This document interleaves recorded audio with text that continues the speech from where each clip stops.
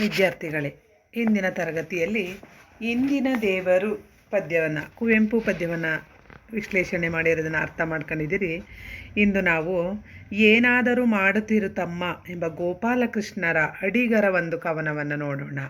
ಮೊದಲನೇದಾಗಿ ನಾವು ಗೋಪಾಲಕೃಷ್ಣರ ಅಡಿಗರ ಬಗ್ಗೆ ವಿವರವನ್ನು ತಿಳ್ಕೊಳ್ತಾ ಹೋದರೆ, ಸಾಹಿತ್ಯದಲ್ಲಿ ಮಣ್ಣಿನ ವಾಸನೆಯ ಅಗತ್ಯವನ್ನು ಬಲವಾಗಿ ಪ್ರತಿಪಾದಿಸಿದಂಥ ಗೋಪಾಲಕೃಷ್ಣ ಅಡಿಗರು, ನಿಮಗೆ ನಾನು ಹಿಂದಿನ ತರಗತಿಯಲ್ಲಿ ಹೇಳಿದೆ, ಹಳಗನ್ನಡ, ಹೊಸಗನ್ನಡ, ನಡುಗನ್ನಡ, ಹೊಸಗನ್ನಡ ಅಂತ ಹೇಳಿ ಸಾಹಿತ್ಯ ಘಟ್ಟಗಳು ಬಂತು.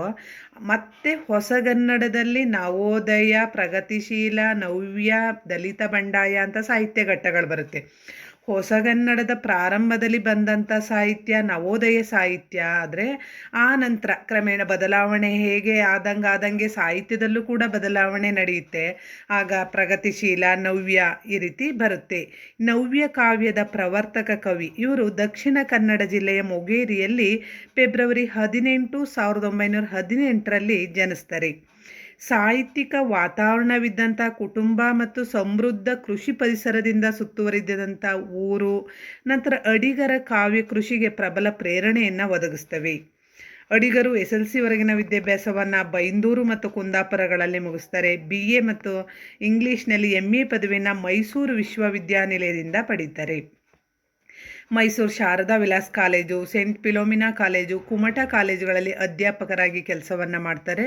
ಉಡುಪಿಯ ಪೂರ್ಣಪ್ರಜ್ಞಾ ಕಾಲೇಜು ಹಾಗೂ ಸಾಗರದ ಲಾಲ್ ಬಹದ್ದೂರ್ ಶಾಸ್ತ್ರಿ ಕಾಲೇಜುಗಳಲ್ಲಿ ಪ್ರಾಂಶುಪಾಲರಾಗಿ ಕರ್ತವ್ಯವನ್ನು ನಿರ್ವಹಿಸಿ, ನಂತರ ನ್ಯಾಷನಲ್ ಬುಕ್ ಟ್ರಸ್ಟ್ನ ನಿರ್ದೇಶಕರಾಗಿ ಸಿಮ್ಲಾದ ನ್ಯಾಷನಲ್ ಇನ್ಸ್ಟಿಟ್ಯೂಟ್ ಅಡ್ವಾನ್ಸ್ ಸ್ಟಡೀಸ್ನ ರಿಸರ್ಚ್ ಫೆಲೋ ಆಗಿ ಕೆಲಸವನ್ನು ಮಾಡ್ತಾರೆ. ಇವರು ನವಂಬರ್ 1992 ನವಂಬರ್ 14ರಂದು ನಿಧನರಾಗ್ತಾರೆ. ಈ ಗೋಪಾಲಕೃಷ್ಣ ಅಡಿಗರು ಹೊಸಗನ್ನಡ ಕಾವ್ಯದ ಪ್ರಸಿದ್ಧ ಕವಿಗಳಲ್ಲಿ ಒಬ್ಬರು. ವಸ್ತು ಮತ್ತು ರೂಪದಲ್ಲಿ ಕೂಡ ಕನ್ನಡದಲ್ಲಿ ನವ್ಯತೆಯನ್ನು ತಂದು ನವ್ಯ ಯುಗದ ಯುಗ ಪ್ರವರ್ತಕರು ಅನ್ನಿಸ್ಕೊತಾರೆ. 1946ರಲ್ಲಿ ತಮ್ಮ ಮೊದಲ ಕವನ ಸಂಕಲ ಆದಂಥ ಭಾವತರಂಗವನ್ನು ಇವರು ಪ್ರಕಟಿಸ್ತಾರೆ. ನಂತರ ಕಟ್ಟುವೆವು ನಾವು, ನಡೆದು ಬಂದ ದಾರಿ, ಚಂಡಮದ್ದಳೆ, ಭೂಮಿಗೀತ, ವರ್ಧಮಾನ, ಇದನ್ನು ಬಯಸಿರಲಿಲ್ಲ, ಮೂಲಕ ಮಹಾಶಯರು, ಬತ್ತಲಾರದ ಗಂಗೆ, ಚಿಂತಾಮಣಿಯಲ್ಲಿ ಕಂಡ ಮುಖ ಹಾಗೂ ಸುವರ್ಣಪುತ್ರಳಿ ಎಂಬ ಸಂಕಲನಗಳನ್ನು ಪ್ರಕಟಿಸ್ತಾರೆ. 1999ರಲ್ಲಿ ಇವರ ಸಮಗ್ರ ಕಾವ್ಯ ಹೊರಬಂದಿದೆ. ಇವರಿಗೆ ಅನೇಕ ಪ್ರಶಸ್ತಿಗಳು ಕೂಡ ಬಂದಿದ್ದಾವೆ. ರಾಜ್ಯ ಸಾಹಿತ್ಯ ಅಕಾಡೆಮಿ ಪ್ರಶಸ್ತಿ, ವರ್ಧಮಾನಕ್ಕೆ ಕೇಂದ್ರ ಸಾಹಿತ್ಯ ಅಕಾಡೆಮಿ ಪ್ರಶಸ್ತಿ ಮತ್ತು ಮಧ್ಯಪ್ರದೇಶ ಸರ್ಕಾರದ ಕಬೀರ್ ಸಮ್ಮಾನ್ ಪ್ರಶಸ್ತಿ ಮತ್ತು 51ನೇ ಅಖಿಲ ಸಾಹಿತ್ಯ ಸಮ್ಮೇಳನದ ಅಧ್ಯಕ್ಷ ಸ್ಥಾನ ಇವರಿಗೆ ಲಭಿಸಿದೆ. ಅಡಿಗರು ಸ್ವತಂತ್ರೋತ್ತರ ಭಾರತದ ಸಂಕೀರ್ಣ ಜೀವನಾನುಭವಗಳನ್ನು ತಕ್ಕಂಥ ಸಂಕೇತ ಮತ್ತು ಪ್ರತಿಮೆಗಳಿಂದ ಕೂಡಿದ ಬಿಗಿಯಾದ ಕಾವ್ಯಬಂಧದಲ್ಲಿ ರಚಿಸಿದ್ದಾರೆ. ವಸ್ತುನಿಷ್ಠ ಹಾಗೂ ವೈಚಾರಿಕವಾದಂತಹ ನೆಲೆಯಲ್ಲಿ ಅವರು ಕಾವ್ಯದ ಪ್ರಧಾನ ಲಕ್ಷಣ ಆಗಿದೆ. ಕಾವ್ಯ ಭಾವನೆ ಮತ್ತು ಆದರ್ಶಗಳ ಮೆರವಣಿಗೆ ಆಗಬಾರ್ದು. ಮಣ್ಣಿನ ವಾಸನೆಯಿಂದಂದರೆ ಸ್ವಾಭಾವಿಕವಾಗಿ ಕಾವ್ಯಗಳು ಮೂಡಿಬರಬೇಕು, ನಮ್ಮ ಸುತ್ತಮುತ್ತಲಿನ ಜೀವನವನ್ನು ಕುರ್ತಿರಬೇಕು ಅನ್ನೋದನ್ನು ಇಡೀ ಕಾವ್ಯನದ ಉದ್ದಕ್ಕೂ ಕೂಡ ಪ್ರತಿಪಾದಿಸ್ಕೊಂಡು ಬಂದಂಥ ಅಡಿಗರು ಏನಾದರೂ ಮಾಡುತ್ತಿರು ತಮ್ಮ ಈ ಕವನವನ್ನು 1954ರಲ್ಲಿ ಪ್ರಕಟವಾದ ಚಂಡಮದ್ದಳೆ ಸಂಕಲನದಿಂದ ಇದನ್ನು ಆರಿಸ್ಕೊಂಡಿದ್ದಾರೆ. ಇದು ನಾಯಕ ಅಥವಾ ನಿರೂಪಕ ಒಬ್ಬ ವ್ಯಕ್ತಿ ಅವನು ತಮ್ಮನಿಗೆ ಹೇಳ್ತಾ ಇದ್ದಾರೆ. ಇಲ್ಲಿ ಒಂದು ಅಂತರದಲ್ಲಿ ನಿಂತು ಅವನನ್ನು ನೋಡ್ತಾ, ನೀನು ಏನಾದರೂ ಮಾಡ್ತಾ ಇರೋ, ನಿಲ್ಲಬೇಡ. ಇಲ್ಲಿ ಒಬ್ಬ ಕೈಗೆ ಸಿಕ್ಕಿದ್ದನ್ನು ಬುದ್ಧಿ ಮತ್ತು ಕಣ್ಣಿಗೆ ಕಂಡದ್ದೆಲ್ಲವನ್ನು ನಾಶ ಮಾಡ್ತಾ ಇದ್ದಾನೆ. ಚಿಕ್ಕ ಮಕ್ಕಳು ನೋಡ್ಬೋದು, ನಿಮಗೆ ಆಟದ ಸಾಮಾನು ತಂದುಕೊಟ್ಟಾಗ ಅವು ಪ್ರತಿಯೊಂದನ್ನು ಬಿಚ್ಚಿ ಪಾರ್ಟ್ಸ್ ಬಿಚ್ಚಿ ಹಾಳು ಮಾಡೋದನ್ನು ನೋಡಿದ್ದೀರಾ? ಹಾಗೆ ಇವನು ಕಣ್ಣಿಗೆ ಬುದ್ಧಿ ಸಿಕ್ಕಿದ್ದೆಲ್ಲವನ್ನು ನಾಶ ಮಾಡ್ತಾ ಇದ್ದಾನೆ. ಅವನನ್ನು ತಮ್ಮ ಅಂತ ಇಲ್ಲಿ ಸಂಬೋಧಿಸಲಾಗಿದೆ. ತಮ್ಮ ನಾಯಕನೊಟ್ಟಿಗಿನ ರಕ್ತ ಸಂಬಂಧನಾಗಲಿ ವಯಸ್ಸಿನ ಅಂತರವನ್ನಾಗಲಿ ಇಲ್ಲಿ ಸೂಚಿಸದೆ ವಿಕಾರ ಚಟುವಟಿಕೆಗಳ ಒಂದು ಗೃಹೀತ ಆಗಿದ್ದಾನೆ. ಅಂದರೆ ಸಿಕ್ಕಿದ್ದೆಲ್ಲವನ್ನು ಹಾಳು ಮಾಡ್ತಾ ಮುಂದೆ ಹೋಗ್ತಾ ಇದ್ದಾನೆ. ಆದರೆ ನೋಡಲಿಕ್ಕೆ ತುಂಬ ಬುದ್ಧಿವಂತನಂತೆ, ಕ್ರಿಯಾಶೀಲನಂತೆ ತೋರಿಸ್ಕೊಂಡ್ರೂ ಕೂಡ ಅವುಗಳ ನಿರರ್ಥಕತೆ ಮತ್ತು ದುಷ್ಪರಿಣಾಮ ಮತ್ತು ವ್ಯಂಗ್ಯ ಪರಿಣಾಮವನ್ನು ಉಂಟು ಮಾಡೋದಕ್ಕಾಗಿ ತಮ್ಮ ಅಂತ ಇಲ್ಲಿ ಕರೀತಾ ಇದ್ದಾರೆ. ಅದರಿಂದ ಇಲ್ಲಿ ಹೇಳ್ತಾರೆ, ಏನಾದರೂ ಮಾಡುತ್ತಿರು ತಮ್ಮ, ನೀ ಸುಮ್ಮನಿರಬೇಡ ಎಂದು ಆರಂಭವಾಗ್ತಾ ಕವಿತೆ ಮುಂದೆ ಹೋಗ್ತಾ ಅವನಿಗೆ ಹೇಗೆ ಒಂದೊಂದು ದಮನಕಾರಿ ಕ್ರಿಯೆಗಳನ್ನು ಇಲ್ಲಿ ಹರಿತವಾದ ವಿಡಂಬನೆ ದಾಟಿನಲ್ಲಿ ಚಿತ್ರಿಸ್ತಾ ಹೋಗುತ್ತೆ. ಇಲ್ಲಿ ಮೃದುವಾದುದರ ಎಲ್ಲರ ವೈರಿ ಅವನು ಒಳ್ಳೆಯದು. ಈಗ ಗಿಡ, ಮರ, ಚಿಗುರು, ಹೂವು, ಹುಲ್ಲು, ಮರಿ, ಚಿಟ್ಟೆ, ಗಿಳಿ, ಗುಬ್ಬಿ ಮೊದಲಾದ ಮುಗ್ಧ ಜೀವಿಗಳಾಗಲಿ ಬಿಡದೇನೆ ಹಾಳು ಮಾಡ್ತಕ್ಕಂಥ ತುಂಟ. ಅಂದರೆ ಈ ಆಧುನಿಕ ಮಾನವ ಹೇಗೆ ಈ ಪ್ರಕೃತಿಯನ್ನು ಕಂಡದ್ದೆಲ್ಲ ನನಗೆ ಬೇಕು ಅದನ್ನೆಲ್ಲ ದಮನ ಮಾಡಿ ಪ್ರಕೃತಿನ ಸಮ ಮಾಡಿ ಅಲ್ಲೋ ದೊಡ್ಡ ಯಂತ್ರ ತಂತ್ರ ಕಟ್ಟಡವನ್ನು ಕಟ್ಟೋದೇ ದೊಡ್ಡ ಸಾಧನೆ ಆಗಿ ಮೆರಿತಾ ಇರ್ತಕ್ಕಂಥದ್ದನ್ನು ಇವನು ಗಮನಿಸ್ತಾ ಇಲ್ಲಿ ಹೇಳ್ತಾ ಹೋಗ್ತಾನೆ ನೋಡಿ. ಮಲ್ಲಿಗೆ ಹೊಂಬಾಳೆಗಳ ಪಾಲಿಗೆ ಕಾಡಾನೆ ಸುತ್ತಲ ಗೋಡೆಗಳ ಮೇಲೆಲ್ಲ ಅವನ ಈ ಪೌರುಷದ ಗುರುತುಗಳೇ ಕಾಣಿಸ್ತಾ ಇದ್ದಾವೆ. ಆ ಇವಂದು ಆ ದುರಾಸೆ ಹೇಗಿದೆ ಅಂದರೆ ಆ ಬಂಗಾರದ ಮೊಟ್ಟೆಗಾಗಿ ಕೋಳಿನೇ ಕೊಂದಂಥ ಕತೆ ಮತ್ತು ಸ್ವಾರ್ಥ ಸಾಧನೆಗಾಗಿ ಅವನು ಮಾಡು ಇಲ್ಲವೇ ಮಡಿಯಲ್ಲೂ ಕೂಡ ಸಿದ್ಧ. ಇಲ್ಲಿ ಗಾಂಧೀಜಿ ಕೊಟ್ಟಂಥ ಕರೆ ಹಿನ್ನೆಲೆ ಡೂ ಆರ್ ಡೈ ಅಂದರೆ ಸ್ವತಂತ್ರಕ್ಕಾಗಿ ಹೋರಾಡಿ ಇಲ್ಲ ಜೀವವನ್ನು ಪಣಕ್ಕಿಡಿ ಅಂತ ಕೊಟ್ಟರು. ಆದರೆ ಆ ತತ್ವವನ್ನೇ ಒಂದು ದುರ್ಬಳಕೆ ಮಾಡ್ಕೊಂಡು ಇವನದು ಏನೋ ಮಾಡಲು ಹೋಗಿ ಇನ್ನೇನನ್ನೋ ಮಾಡಿಬಿಡ್ತಕ್ಕಂಥ ಒಂದು ಕಪಿಯ ಬುದ್ಧಿ, ಕಪಿಚೇಷ್ಟೆ, ಮುಂದಾಲೋಚನೆ ಇವನ ಪಾಲಿಗೆ ಗತಕಾಲದ ಆಪತ್ತು, ಕೈಲಾಗದವರ ಸತ್ತಂತಿರುವ ಪ್ರೇತ ಸಂಪತ್ತಾಗಿದೆ. ಇಲ್ಲಿ ತಮ್ಮನದು ಕೈಯಲ್ಲಿರುವ ಕೊಡಲಿ, ಮಚ್ಚು, ಗರಗಸ, ಕತ್ತಿಗಳಿಂದ ಸಿಕ್ಕ ಮರಗಿಡಗಳನ್ನು ತರ್ದು ಮನಬಂದಂತೆ ಎಸೆದಾಡ್ತಕ್ಕಂಥ ಆಟ. ಆದರೆ ಅವಂದೇ ದಾರಿಯಲ್ಲಿ ಅವನ ಚೇಷ್ಟೆಗಳಿಗೆ ಸವಾಲಾಗಿ ಆ ಮಂಜುಗೋಡೆ, ಕವಲ್ದಾರಿ, ಗಿರಿಶಿಖರ, ಮರದ ಮೇಲೆ ಕುಳಿತಂಥ ಮೋಹಿನಿ ಇವುಗಳು ಅವನ ರಾಕ್ಷಸ ಪ್ರವೃತ್ತಿಗೆ ಅಸಾಧಾರಣ ಸವಾಲಾಗಿ ನಿಂತಾಗ ಮಾತ್ರ ಒಮ್ಮೊಮ್ಮೆ ಹೀಗೆ ಯೋಚಿಸ್ಬೋದು, ತಮ್ಮ ಚಿಕ್ಕವನು ಅದೇ ಅವನ ಹೆಗ್ಗಳಿಕೆ ಆಗಿದೆ. ಅಂದರೆ ಮನುಷ್ಯ ಇನ್ನು ಅವನು ಚಿಕ್ಕವನು ಅಂತಾದರೂ ಅವ್ನು ಮಾಡ್ತಕ್ಕಂಥ ಬುದ್ಧಿಯೆಲ್ಲ ಇಂಥ ನಾಶ ಮಾಡ್ತಕ್ಕಂಥ ಬುದ್ಧಿಯಾಗಿದೆ. ಸ್ವಾರ್ಥ, ಸಂಕುಚಿತ ದೃಷ್ಟಿ ಅವನ ಅಗ್ಗಳಿಕೆ ಆಗಿದೆ. ಕೈಕಾಲುಗಳಿಗೆ ಸಿಕ್ಕಿದ್ನೆಲ್ಲ ತಿಂತಕ್ಕಂಥ, ಹಿಂಡುವ, ಕತ್ತರಿಸುವ ಇವನಿಗೆ ಭೂಮಿ ತಾಯಿ ಹೇಗೆ ಅಂದರೆ ಇವನಿಗೆ ಬೇಕಾದಾಗ ಇವನ ಕೆಲಸಕ್ಕೆ ಬಳಸ್ಕೊಳ್ತಕ್ಕಂಥ ಸಂಪತ್ತಾಗಿ ಕಾಣ್ತಾಳೆ. ಅದನ್ನು ಹೇಗೆ ಬೇಕಾದರೂ ಪ್ರಕೃತಿನ ನಾಶ ಮಾಡಲಿಕ್ಕೆ ಅವನು ಸಿದ್ಧ ಆಗಿದ್ದಾನೆ. ಈ ಸುಸ್ತಾಗಿರ್ತಕ್ಕಂಥ ಈ ಅಬಲೆ ನಿರಾಶಳಾಗಿ ಮುಗಿಲ್ ಕಡೆಗೆ ಆ ಕಣ್ಣನ್ನು ಎತ್ತಿದಾಳೆ.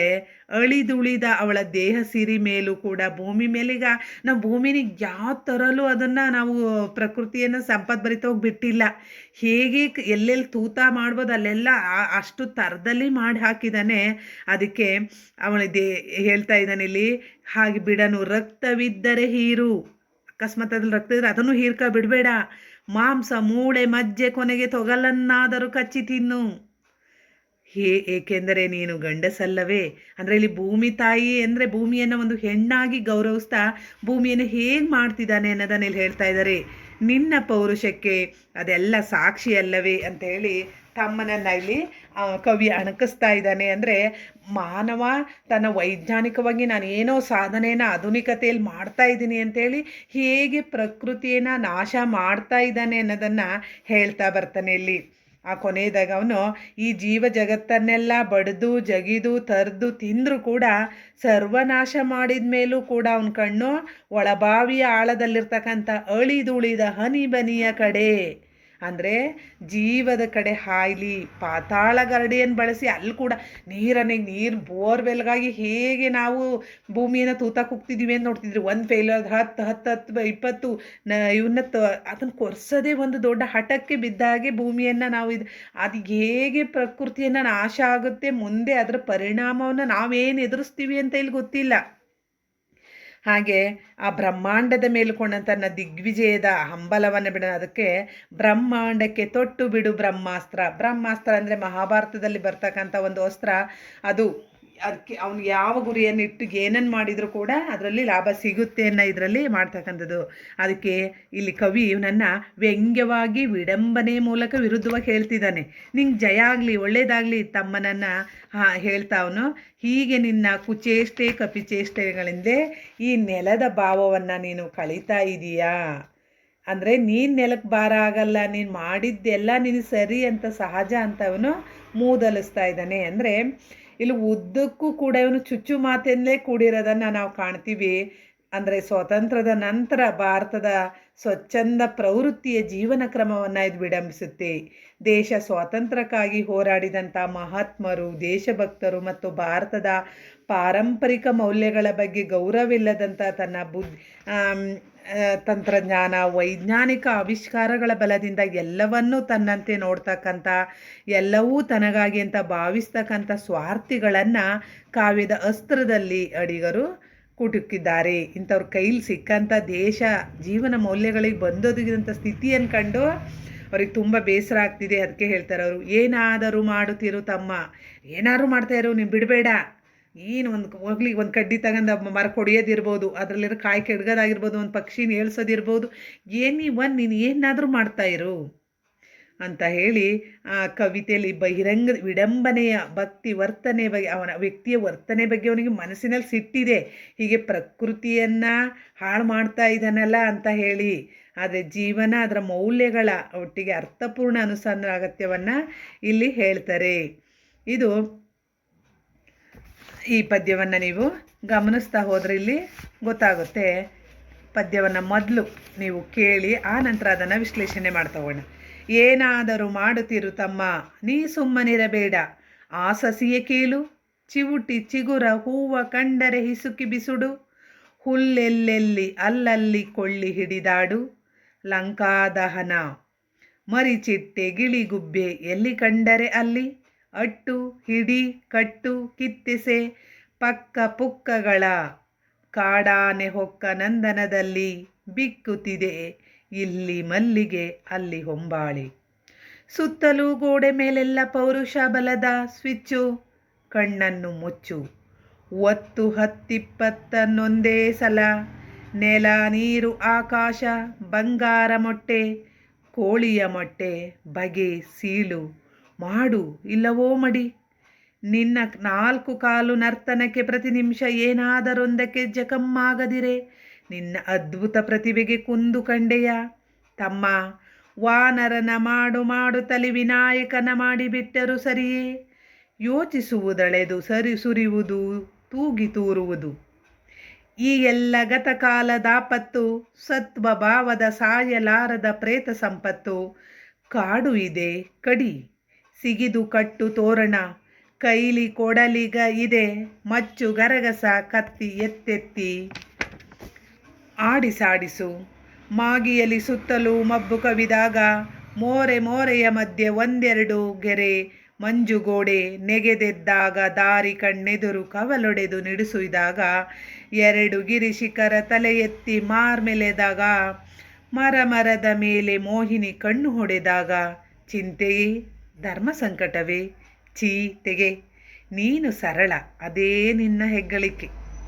ಕಣ್ಣ ಪಟ್ಟಿಯ ಕುದುರೆ ನೋಟ ನಿನ್ನಗ್ಗಳಿಕೆ. ಕೈಗೇನೇ ಸಿಕ್ಕಿದರೂ ತಿನ್ನು, ಕಣ್ಣಿಗೆ ಏನೇ ಬಿದ್ದರೂ ಅದ ಹಿಡಿದು ಹಿಂಡು. ಕಾಲಿಗೆ ಏನು ತೊಡರಿದರೂ ಅದ ಹಿಡಿದು ಕತ್ತರಿಸು. ಈ ಅಬಲೆ ಮಲಗಿರುವ ತಾಯಿ ಪೃಥ್ವಿ ಸುಸ್ತಾಗಿ ಇಲ್ಲಿ ಮಲಗಿದ್ದಾಳೆ. ಮುಗಿಲ ಕಡೆ ಕಣ್ಣನೆತ್ತಿದ್ದಾಳೆ. ಅವಳ ಅಂಗಾಂಗದಲ್ಲಿ ಒಂದಿಷ್ಟು ರಕ್ತ ಜಿನುಗುವ ತನಕ ಅದ ಕಚ್ಚಿ ಹೀರು. ಮಾಂಸವಿಲ್ಲವೇ? ಮಾಂಸ ಮೂಳೆ ನರ ಮಜ್ಜೆ ತಗಲಷ್ಟಾದರೂ ಇವುದೋ ಅಲ್ಲೋ. ಆಹಾ ಗಂಡು ನೀ ಕಣೋ. ಅಲ್ಲಿ ಇಹುದು ಜೀವದ ಬಾವಿ. ಕಟ್ಟು ಯಾತಕಾದರೇನಂತೆ ಅದು ಮೊಗೆ ನೀರ. ಬಾವಿ ತಳ ತೊಳಸು ಹನಿ ಬನಿಯ ಕೊನೆ ಸಿಗುವನಕ. ಪಾತಾಳ ಗರುಡಿ ಇಳಿದಿಳಿದು ತಡಕಲಿ ತಳವ. ಅಣುವ ನೊಡೆ ಮಹತ್ತನ್ನು ಪಡೆ. ಬ್ರಹ್ಮಾಂಡಕ್ಕೆ ತೊಟ್ಟು ಬಿಡು ಬ್ರಹ್ಮಾಸ್ತ್ರ ವಿಜಯೀಭವ. ಏನಾದರೂ ಮಾಡುತ್ತಿರು ತಮ್ಮ, ಸುಮ್ಮನೆ ಕೂತು. ನೆಲಕ್ಕೆ ನೀ ಬರೀ ಭಾರವಾಗಬೇಡವೋ. ನೆಲದ ಭಾರ ಕಳೆಯಲು ಹೀಗೇ ಮಾಡು, ನೀ ಸರಿ ಸಹಜ. ಇಲ್ಲಿ ಮಕ್ಕಳೇ, ಒಟ್ಟಿನಲ್ಲಿ ಏನಾದರೂ ಮಾಡ್ತಾ ಏನೋ ಮನುಷ್ಯ ಇಲ್ಲಿ ಏನೋ ಸಾಧನೆಯ ಒಂದು ಹುಚ್ಚಿನಲ್ಲಿ ಏನೋ ಮಾಡ್ತಾ ಇದ್ದಾನೆ. ಅದರಿಂದ ನೀನು ಏನಾದರೂ ಆಧುನಿಕತೆಯಾಗಿ ಏನಾದರೂ ಕಂಡಿಡಿ, ಸಂಶೋಧನೆ ಮಾಡು, ಅನ್ವೇಷಣೆ ಮಾಡು, ಈಗಿರೋದನ್ನು ಬದಲಾವಣೆ ಮಾಡು ಇತ್ಯಾದಿ ಮಾತುಗಳನ್ನು ನಾವು ಕೇಳ್ತೀವಿ. ಕವಿ ಇಲ್ಲಿ ಅವನನ್ನು ಮೂದಲಿಸಿ ವಿಡಂಬಿಸಿ ಇಲ್ಲಿ ಹೇಳ್ತಾ ಇದ್ದಾನೆ.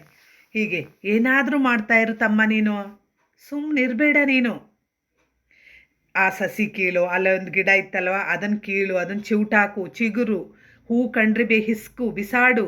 ಒಟ್ಟಾರೆ ನೀನು ಸುಮ್ಮನೆ ಇರಬೇಡ. ಅದೆಲ್ಲ ಏನಂದರೆ, ಯಾಕೆಂದ್ರೆ ನೀನು ಈಗ ನಾನು ಅಕ್ಷರಾಭ್ಯಾಸ ವಿದ್ಯೆ ಎಲ್ಲವನ್ನೂ ಕಲಿತು ಏನೋ ವೈಜ್ಞಾನಿಕವಾಗಿ ಆಧುನೀಕರಣದ ಒಂದು ಇದು ನೀನು, ಏಕೆಂದರೆ ಅನಕ್ಷರಸ್ಥ ಅಲ್ಲ, ಆ ಹಿಂದಿನ ಮುಗ್ಧ ಜೀವಿ ಅಲ್ಲ. ನೀನೇನಾದರೂ ಈಗ ಮಾಡಿದರೆ ನೀನು ಬುದ್ಧಿವಂತನಾಗಿ ಏನೋ ಸಾಧನೆ ಮಾಡ್ತಿದ್ದೀಯ. ಅದರಿಂದ ಒಂದು ಗಿಡ ಏನಾದರೂ ಒಂದು ಚಿಗುರು ಕಿತ್ತಾಕು, ಇಲ್ಲ ಹೂ ಕಿತ್ತಾಕೋ, ದೆಸ್ಲು ಕಿತ್ತಾಕು, ಬಿಸಾಕು, ಬೀಸಾಡು, ಹುಲ್ಲೆಲ್ಲೆಲ್ಲಿ ಅಲ್ಲಲ್ಲಿ ಕೊಳ್ಳಿ. ಅಂದರೆ ಆ ಕಾಡು ಇದನ್ನು ಎಲ್ಲೂ ಇರಲಿಕ್ಕೆ ನೀನು ಬಿಡಬೇಡ. ಅದನ್ನು ಹಿಡಿದು ನೀನು ಅದಕ್ಕೆ ಬೆಂಕಿಯನ್ನು ಹಾಕು. ಸುಮ್ಮನೆ ಕೂರ್ಬೇಡ ನೀನು. ಏನಾದರೂ ಒಂದು ಕೆಲಸ ನೀನು ಮಾಡ್ತಾಯಿರು. ಬೆಂಕಿ ಹಾಕೋದಿರ್ಬೋದು, ಅದನ್ನು ಕತ್ತರಿಸೋದಿರ್ಬೋದು, ಅದನ್ನು ಎಸೆಯೋದಿರ್ಬೋದು, ನಾಶ ಮಾಡೋದಿರ್ಬೋದು, ಹೇಗೆ ಬೇಕಾದ್ರೂ ಹುಲ್ಲೆಲ್ಲೆಲ್ಲಿ ಅಲ್ಲಲ್ಲಿ ಕೊಳ್ಳಿ. ಅಂದರೆ ಈಗ ನಾವು ಬೆಳೆ ಎಲ್ಲ ಬೆಳೆದ ಮೇಲೆ ಇದ್ದಂಥ ಹುಲ್ಲಿಗೆ ಬೆಂಕಿ ಹಾಕೋದನ್ನು ನೋಡ್ಬೋದು. ಆ ಬೆಂಕಿ ಹಾಕೋದು ನಾವು ಅಂದ್ಕೊಂಡಂಗೆ ಹುಲ್ಲು ನಾಶ ಆಗುತ್ತೆ ಇದು ಅಂತ, ಆದರೆ ಅದರ ಪರಿಣಾಮ ಭೂಮಿ ಅಲ್ಲಿ ಫಲವತ್ತತೆಯನ್ನು ಕಡಿಮೆ ಆಗೋದು ಕಂಡು ಬರುತ್ತೆ. ಅದರಿಂದ ಪರಿಸರ ವಿಜ್ಞಾನಿಗಳು ಹೇಳ್ತಾ ಇರ್ತಾರೆ, ಭೂಮಿಗೆ ಬೆಂಕಿಯನ್ನು ಹಾಕಬೇಡಿ. ಕಾಡಿಗೆ ಹಾಕಿದಂಥ ಬೆಂಕಿ ಎಷ್ಟೋ ಸಾವಿರಾರು ಲಕ್ಷಾಂತರ ಮರಗಳನ್ನು ಬಲಿ ತಗೊಂಡು ಇರೋದನ್ನು ನೋಡ್ತಾರೆ. ಅದಕ್ಕೆ ಅದನ್ನು ದಯವಿಟ್ಟು ಯಾರು ಕಾಡಿಗೆ ಬೆಂಕಿಯನ್ನು ಹಾಕಬೇಡಿ ಅಂತ ಮನವಿಯನ್ನು ಮಾಡೋದನ್ನು ನೋಡ್ತೀವಿ. ಆದರೆ ಈ ಪ್ರಕೃತಿ ವಿನಾಶದ ಪಣ ತೊಟ್ಟಂಥ ಮನುಷ್ಯ ತನ್ನ ಸ್ವಾರ್ಥಕ್ಕಾಗಿ ಏನು ಬೇಕಾದರೂ ಮಾಡ್ತಿದ್ದೀನಲ್ಲಿ. ಅದಕ್ಕೆ ಹೇಳ್ತಾರೆ, ಹುಲ್ಲೆಲ್ಲೆಲ್ಲಿ ಅಲ್ಲಲ್ಲಿ ಕೊಳ್ಳಿ. ಅಲ್ಲೆಲ್ಲ ನೀನು ಬೆಂಕಿಯನ್ನು ಹಾಕು. ನೀನು ಯಾಕೆಂದರೆ ಸುಮ್ಮನೆ ಇರಬಾರ್ದು, ಏನಾದ್ರು ಒಂದು ಮಾಡ್ತಿರ್ಬೇಕು. ತುಂಬ ಚಟುವಟಿಕೆಯಲ್ಲಿರ್ತಕ್ಕಂಥ ಮಕ್ಕಳು ಹಾಗೇನೆ ಗಮನಿಸಿ ನೀವು, ಏನಾದರೂ ಒಂದು ಮಾಡ್ತಿರ್ತವೆ. ಅಲ್ಲಿ ಹೋಗ್ತೀವಿ, ಅದನ್ನು ಮುಟ್ತವೆ, ಇಲ್ಲಿ ಬರ್ತವೆ, ಏನೋ ತಗೊಳ್ತವೆ, ಏನು ಇದು ಮಾಡ್ತವೆ. ಆ ರೀತಿ ನೀನು ಇದು ಮಾಡು. ಅಲ್ಲಲ್ಲಿ ಕೊಳ್ಳಿ, ಹಿಡಿದಾಡು ಲಂಕಾದಹನ. ಲಂಕಾದಹನ ಅಂದರೆ ಗಮನಿಸಿ ಮಕ್ಕಳೇ, ಅಲ್ಲಿ ರಾವಣ ಯುದ್ಧದ ಸಮಯದಲ್ಲಿ ಆಂಜನೇಯ ಏನು ಮಾಡ್ತಾನೆ, ಅವನ ಬಾಲಕ್ಕೆ ಬೆಂಕಿ ಹಚ್ಕೊಂಡು ಇಡೀ ಲಂಕೆಯ ಪ್ರತಿ ಮನೆಗೂ ಬೆಂಕಿಯನ್ನು ಹಚ್ಕೊಂಡು ಬರ್ತಾನೆ. ಅದರ ಪರಿಣಾಮ ಇಡೀ ಲಂಕೆ ದಹನ, ಬೆಂಕಿಗೆ ಆಹುತಿ ಆಗುತ್ತೆ. ಹಾಗೆ ಮಾನವ, ಆಧುನಿಕ ಮಾನವ ನೀನೇನೋ ಸಾಧಿಸ್ತೀನಿ ಅಂತ ಒಂದು ಸಾಧನೆಯ ಒಂದು ಅದು ಇದರಲ್ಲಿ ಇದೆಯಲ್ಲ, ಭ್ರಮೆನಲ್ಲಿ ಇದೆಯಲ್ಲ, ಅದರಿಂದ ಹೀಗೆ ಎಲ್ಲ ಆ ಹುಲ್ಲು ಎಲ್ಲೆಲ್ಲಿ ಕಾಣ್ತಲ್ಲ ಎಲ್ಲ ಬೆಂಕಿಯನ್ನು ತೋರಿಸು. ಆಗ ಲಂಕಾ ದಹನ ಆಗುತ್ತೆ. ಆಗ ಮರಿಚಿಟ್ಟೆ, ಸಣ್ಣ ಮರಿಗಳು, ಈಗ ಹೊರಗಡೆ ಬರ್ತಕ್ಕಂತಹ ಮರಿಚಿಟ್ಟೆಗಳು, ಗೀಳಿ, ಗುಬ್ಬಿ, ಯಾವು ಎಲ್ಲಿ ಕಂಡ್ರು ಅಲ್ಲಿ ಅವನ್ನ ಹೊಡೆದೋಡ್ಸು. ಹಿಡ್ಕ, ಸಾಧ್ಯವಾದರೆ ಕೈ ಸಿಕ್ಕಿದ್ರೆ ಹಿಡಿ, ಕಟ್ಟು, ಕಿತ್ತೆಸೆ. ಪುಕ್ಕಗಳ ಅವುಗಳ ಪುಕ್ಕವನ್ನು ಕಿತ್ತು ಹೀಗೆ ಎಸಿ. ಅಂದರೆ ಏನಾದರೂ ನೀನು ಆ ಪ್ರಕೃತಿ, ಪ್ರಾಣಿ, ಪಕ್ಷಿ, ಇಡೀ ಪ್ರಪಂಚದಲ್ಲಿ ಇರ್ತಕ್ಕಂಥದ್ದೆಲ್ಲವೂ ನಿನ್ನ ದುರಾಸೆಗೆ ಬಲಿಯಾಗಲಿ. ಅದರಿಂದ ಅವನ್ನೆಲ್ಲ ನೀನು ಇದು ಮಾಡು.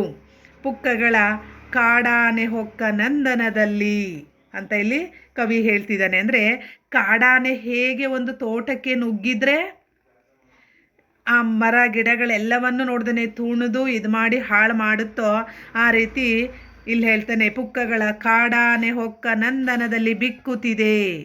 ಅಂದರೆ ಆ ಪ್ರಾಣಿ ಪಕ್ಷಿಗಳಿಗೆ ಇವಕ್ಕೆ ನಾವು ಏನು ಆಹಾರ ಸಿಗಲಿಕ್ಕೆ ಬಿಡ್ತಿಲ್ಲ. ಏಕೆಂದರೆ ಅದಕ್ಕೆ ಇವತ್ತು ಹುಲಿ, ಸಿಂಹ, ಇವೆಲ್ಲ ಚಿರತೆಗಳೆಲ್ಲ ಕೂಡ ಅನೇಕ ಪ್ರಾಣಿಗಳು ಕಣ್ಮರೆ ಆಗ್ತಾ ಇದೆ. ಕೆಲವು ಪ್ರಾಣಿಗಳ ಸಂಖ್ಯೆ ಕಡಿಮೆ ಆದರೆ ಇನ್ನು ಕೆಲವು ಒಂದು ಹೆಸರಿಗೆ ಉಳಿತಿಲ್ಲ. ನಾವು ಮುಂದಿನ ಜನಾಂಗಕ್ಕೆ ಈ ಥರ ಇದ್ದು ಅಂತ ಕೇವಲ ಚಿತ್ರ ಇಂಟರ್ನೆಟ್ಟಲ್ಲಿ ತೋರಿಸ್ಬೇಕಾಗುತ್ತೆ. ಹಾಗೆಯೇ ಬಿಕ್ತಾ ಇದೆ. ಅದಕ್ಕೆ ಹೇಳ್ತಾ ಹೋಗ್ತಾರೆ, ಅಂದರೆ ಪ್ರಾಣಿಗಳ ಸಂಖ್ಯೆ ಹೇಗೆ ಇಲ್ಲಿ ಕಡಿಮೆ ಆಗ್ತಿದೆ.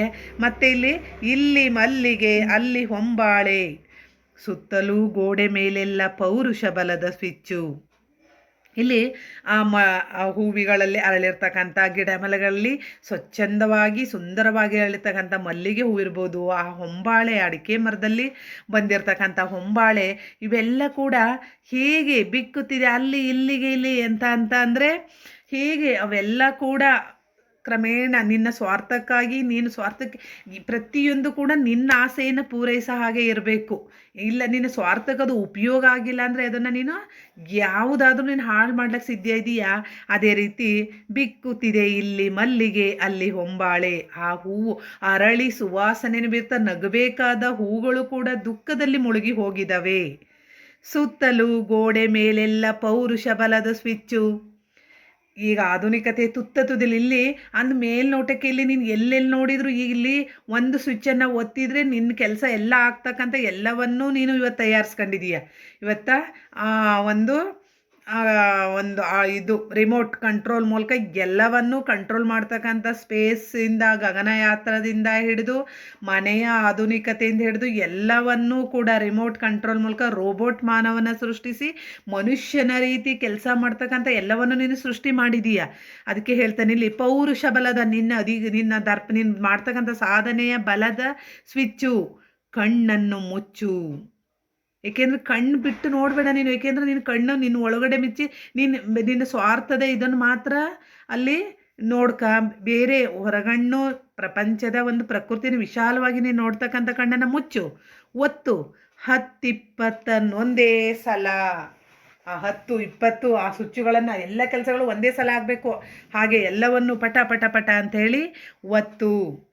ನೆಲ, ನೀರು, ಆಕಾಶ, ಬಂಗಾರ ಮೊಟ್ಟೆ, ಕೋಳಿಯ ಮೊಟ್ಟೆ ಬಗೆಸೀಲು.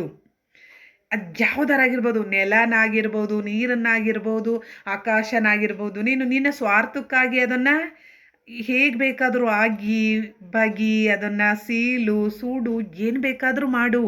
ಬಂಗಾರ ಮೊಟ್ಟೆ ಅಂತ ಅಂದರೆ ನಿನಗೆ ಒಟ್ಟಾರೆ ಇದಾಗಬೇಕು. ಅದಕ್ಕೊಂದು ಕತೆ ಹೇಳ್ತಾರೆ ಅಲ್ಲಿ. ಒಂದು ರೈತನ ಹತ್ರ ಒಂದು ಬಂಗಾರದ ಮೊಟ್ಟೆ ಇಡ್ತಕ್ಕಂಥ ಕೋಳಿ ಇರುತ್ತೆ. ಆ ಕೋಳಿ ದಿನ ಒಂದೊಂದು ಬಂಗಾರದ ಮೊಟ್ಟೆ ಇಡುತ್ತೆ. ಆ ದಿನ ಒಂದೊಂದು ಬಂಗಾರ ಮೊಟ್ಟೆನೂ ಏನು ಮಾಡ್ತಾ ಇರ್ತಾರೆ, ತಗೊಂಡೋಗಿ ಮಾರಿ ಅದರಿಂದ ಜೀವನವನ್ನು ರೈತರು ಮಾಡ್ತಾ ಇರ್ತಾರೆ, ಆ ರೈತ. ಆದರೆ ಅವನಿಗೆ ಒಂದು ದಿವಸ ಒಂದೊಂದು ಮೊಟ್ಟೆಯಲ್ಲೇ ನಾನು ಇಷ್ಟೊಂದು ಶ್ರೀಮಂತ ಆಗ್ತಿದ್ದೀನಲ್ಲ, ಆ ಕೋಳಿನ ಕುಯ್ದರೆ ಒಂದೇ ಸಲ ಕುಯ್ದರೆ ಎಷ್ಟೊಂದು ಮೊಟ್ಟೆಗಳು ಸಿಗ್ಬೋದು ಅಂತೇಳಿ ದುರಾಸೆಯಿಂದ ಆ ಕೋಳಿಯನ್ನು ಸೀಳಿ ಕೊನೆಗೆ ಅದರಲ್ಲಿ ಇದ್ದದ್ದು ಒಂದೇ ಮೊಟ್ಟೆ ಇದ್ದಾಗ ನಿರಾಸೆಯಿಂದ ನನ್ನ ದುರಾಸೆಗೆ ತಕ್ಕಂಥ ಸಿಕ್ಕ ಫಲ ಅಂತೇಳಿ ಅವನು ಪಶ್ಚಾತ್ತಾಪ ಪಡೋದನ್ನು ನೋಡ್ತೀವಿ. ಹಾಗೆ ಇಲ್ಲಿ ಬಂಗಾರದ ಮೊಟ್ಟೆ ಅಂತ ಹೇಳಿ ಆ ಕೋಳಿಯ ಹೊಟ್ಟೆಯನ್ನು ಬಗೆ, ಆ ರೀತಿ ಕೋಳಿಯ ಇಲ್ಲಿ ನಿನಗೆ ಆದಾಯ ಬರಬೇಕು, ನೀನು ನಿನ್ನ ಸಾಧನೆ, ನಿನ್ನ ಸ್ವಾರ್ಥದ ಒಂದು ಸಾಧನೆ ಆಗಬೇಕು ಅಂಥೇಳಿ ಈ ಭೂಮಿಯನ್ನು, ಈ ಪ್ರಕೃತಿಯನ್ನು, ಆ ಕೋಳಿಯನ್ನು ದುರಾಸೆಯ ಒಬ್ಬ ಮನುಷ್ಯ ಸೀಳಿದ ಹಾಗೆ ಬಗೆ ಸೀಳು. ಆ ರೀತಿ ನೀನು ಸುಮ್ಮನೆ ಇರಬೇಡ, ಏನಾದರೂ ಮಾಡ್ತಾ ಇರು, ಮಾಡು ಇಲ್ಲವೋ ಮಡಿ, ಮಾಡು ಇಲ್ಲದೆ ಹೋದ್ರೆ ಇದು ಅಂತ ಗಾಂಧೀಜಿ ಕರೆ ಕೊಟ್ಟದ್ದು. ಸ್ವತಂತ್ರಕ್ಕಾಗಿ ಜನರನ್ನು ಹೋರಾಟಕ್ಕೆ ಕರಿತಕ್ಕಂಥ ಸಂದರ್ಭದಲ್ಲಿ ಅವರು ಮಾಡು ಇಲ್ಲವೇ ಮಡಿ ಅಂತ ಹೇಳ್ತಾರೆ. ಅವ್ರು ಹೇಳಿದಂಥ ಉದ್ದೇಶನೇ ಬೇರೆ. ಇಲ್ಲಿ ನೀವು ಯುದ್ಧಕ್ಕೆ ದೇಶ ಮುಖ್ಯ, ದೇಶಕ್ಕಾಗಿ ಹೋರಾಡಿ ತೀರಾ ರಣರಂಗದಲ್ಲಿ ನಾವು ಯುದ್ಧರಂಗದಲ್ಲಿ ಸತ್ತರೂ ಕೂಡ ಏನು ತೊಂದರೆ ಇಲ್ಲ. ಅಂದರೆ ನಾವು ಸ್ವತಂತ್ರವನ್ನು ಪಡೆಯೋಣ, ಸಾಧ್ಯವಾಗದಿದ್ದರೆ ದೇಶಕ್ಕಾಗಿ ನಮ್ಮ ಪ್ರಾಣವನ್ನು ಅರ್ಪಿಸೋಣ ಅಂಥೇಳಿ ಅವರು ಗಾಂಧೀಜಿ ಕರೆಯನ್ನು ಕೊಡ್ತಾರೆ. ಆದರೆ ಅದನ್ನು ಇಲ್ಲಿ ಆಧುನಿಕ ಮಾನವ ಸ್ವಾತಂತ್ರ್ಯದ ನಂತರ ಹೇಗೆ ದೇಶ, ಪ್ರಕೃತಿ ಎಲ್ಲವನ್ನೂ ತನ್ನ ಸ್ವಾರ್ಥಕ್ಕಾಗಿ ಹೀಗೆ ಹಾಳು ಮಾಡ್ತಾ ಇದ್ದಾನೆ ಅನ್ನೋದನ್ನು ಕವಿ ಪದೇ ಪದೇ ಹೇಳ್ತಾ ಬರ್ತಾರೆ ನೋಡಿ. ನಿನ್ನ 4 ಕಾಲ ನರ್ತನಕ್ಕೆ ಪ್ರತಿ ನಿಮಿಷ ಏನಾದರೊಂದಕ್ಕೆ ಜಖಮ್ಮಾಗದಿರೆ. ಅಂದರೆ ನಿನ್ನ ಇಲ್ಲಿ ಆ ಮನುಷ್ಯನನ್ನು ಒಂದು ಹೇಗೆ ಈಗ ನಿನ್ನ ಕಾಲು ನಿಂತ ಕಡೆ ನಿಂತಿಲ್ಲ, ನಿನ್ನ 4 ಕಾಲು ಕೈ 2 ಕಾಲು ಸಾಲ್ತಾ ಇಲ್ಲ, ಇಲ್ಲಿ 4ನ ಪ್ರತಿ ನಿಮಿಷ ನರ್ತನಕ್ಕೆ ಏನಾದರೂ ಒಂದು ಹಾಳಾಗಲೇಬೇಕು. ನಿನ್ನ ಕುಣಿತದ ಒಂದು ಆರ್ಭಟಕ್ಕೆ ಇದಕ್ಕೆ ಆಗದೆ ಇದ್ದರೆ ನಿನ್ನ ಅದ್ಭುತ ಪ್ರತಿಭೆಗೆ, ನಿನ್ನ ಬುದ್ಧಿವಂತಿಕೆಗೆ, ನಿನ್ನ ಮೇಧಾವಿ ಶಕ್ತಿಗೆ ಕುಂದು ಅದು ನಿಜವಾಗ್ಲೂ ಕಳೆ ತರಲ್ಲ. ಏಕೆಂದರೆ ನಿನ್ಗಿರ್ತಕ್ಕಂಥ ಮನುಷ್ಯ ನಾನೇನೇನೋ ದೊಡ್ಡ ಸಾಧನೆ, ನಾನು ಆಧುನೀಕರಣದ ಒಂದು ವೈಜ್ಞಾನಿಕದ ಏನೋ ಸಾಧನೆ ಮಾಡ್ತಿದ್ದೀನಿ ಅಂದರೆ ಹಂಗೆ ಏನಾದರೂ ಒಂದು ಹಾಳು ಮಾಡ್ತಲೇ ಇರಬೇಕು. ಹಂಗಾದರೆ ಮಾತ್ರ ನಿನ್ನ ಇದಕ್ಕೆ ಸಾರ್ಥಕತೆ ಬರೋದು ಅಂತ ಹೇಳಿ ಕಂಡೆಯ ತಮ್ಮ ವಾನರನ ಮಾಡುತ್ತಲೇ ವಿನಾಯಕನ ಮಾಡಿಬಿಟ್ಟರು. ಹಾಗೆ ವಾನರ ಅಂದರೆ ಕಪಿ, ಹಾಗೆ ಅವನ್ನ ವಾನರನ ಮಾಡ್ತೀನಿ ಅಂತ ಹೋಗಿ ವಿನಾಯಕನನ್ನು ಸೃಷ್ಟಿ ಮಾಡಿದರು. ಇಲ್ಲಿ ಅಂದರೆ ಗಣಪತಿ ಮಾಡು ಅಂದರೆ ಅವರಪ್ಪನ ಮಾಡಿದರು ಅಂತೇಳಿ ಹಾಗೆ ಏನು ಮಾಡಿದರೂ ಸರಿನೇ. ನೀನು ಏನೋ ಮಾಡೋದಕ್ಕೆ ಹೋಗಿ ಇನ್ನೊಂದು ಏನೋ ಮಾಡಿದರೂ ಸರಿಯೇ. ಯೋಚಿಸುವುದು, ಅಳೆದು ಸುರಿಯುವುದು, ತೂಗಿ ತೂರುವುದು, ಯೋಚಿಸೋದು, ಅಳದು ಈ ಸರಿನಾ ತಪ್ಪ, ಹೀಗೆ ಮಾಡೋಣ ಹಾಗೆ ಮಾಡೋಣ ಅಂಥೇಳಿ ತೂರೋದು, ಹೀಗೆ ಮಾಡಿದ್ರೆ ಹಾಗೆ ಮಾಡಿದ್ರೆ ಹೀಗೆ ಮಾಡಿದರೆ ಹೀಗಾಗ್ಬೋದು ಅಂಥೇಳಿ 1000 ಸಲ ಯೋಚನೆ ಮಾಡಿ ಮಾಡ್ತಕ್ಕಂಥ ಮನೋಧರ್ಮ ನಿಂದು ಗುಣಲಕ್ಷಣ ಅಲ್ಲ. ಈ ಎಲ್ಲ ಗತಕಾಲದ ಆಪತ್ತು, ಈ ಕಳೆದೋದಂಥ ಕಾಲದ ಆಪತ್ತು, ಸತ್ತ ಭಾವದ ಸಾಯಲಾರದ ಪ್ರೇತ ಸಂಪತ್ತು.